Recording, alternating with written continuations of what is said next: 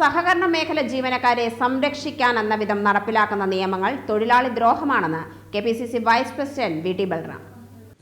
ശമ്പളം ഉൾപ്പെടെയുള്ള ആനുകൂല്യങ്ങൾ വർദ്ധിപ്പിക്കണമെന്നാവശ്യപ്പെട്ട് Kerala bank employees Congress Kerala bank ആസ്ഥാനത്ത് നടത്തിയ പ്രതിഷേധ ധർണ ഉദ്ഘാടനം ചെയ്ത് സംസാരിക്കുകയായിരുന്നു വി.ടി. ബൽറാം.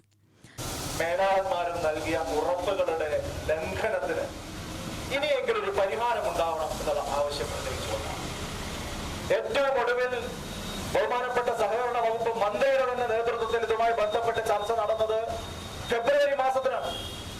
അതിനുശേഷം ഇപ്പൊ 4-5 മാസമായി സാധാരണഗതിയിൽ ഒരു മന്ത്രിതല യോഗം നടന്ന് അതിന്റെ തീരുമാനം മന്ത്രി തന്നെ പൊതുസമൂഹത്തോട് പ്രഖ്യാപിച്ചു കഴിഞ്ഞാൽ പിന്നെ ഉത്തരവ് പുറത്തു വരിക, അതിന്റെ നടപ്പാക്കലിലേക്ക് കടക്കുക എന്നുള്ള സ്വാഭാവികമായ നടപടിക്രമങ്ങളാണ് ഉണ്ടാവേണ്ടത്.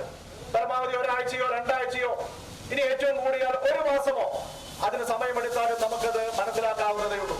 പക്ഷെ മന്ത്രിതലത്തിൽ ഉന്നത തലത്തിൽ യോഗം ചേർന്ന് ഒരു തീരുമാനം പ്രഖ്യാപിച്ചിട്ട് ആ തീരുമാനം പോലും 5 മാസമായിട്ട് ഇവിടെ നടപ്പാക്കപ്പെട്ടിട്ടില്ല എന്ന് പറയുമ്പോൾ ജീവനക്കാരായിട്ടുള്ള നിങ്ങൾ ഇങ്ങനെ സമരം ചെയ്യുന്നതിൽ ഒട്ടും അതിശയോക്തിയില്ല, അത്ഭുതമില്ല.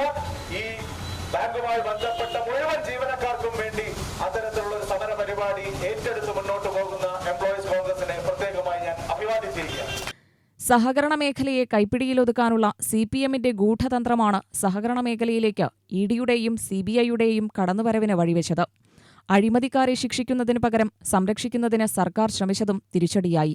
സഹകരണ മേഖലയിലെ ഫണ്ട് വകമാറ്റി ചിലവഴിക്കുന്നതും സഹകരണ മേഖലയുടെ തകർച്ചയ്ക്ക് കാരണമാവും.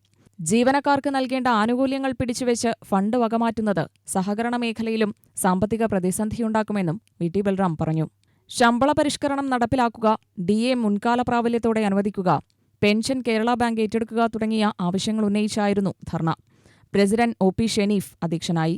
General secretary K. Abdul Rahman, M. Ramya, K. Girish Babu, Aneesh, Rijo Cyriac, Mini, Selina, M. Mohandas എന്നിവർ പ്രസംഗിച്ചു. UTV news, Palakkad.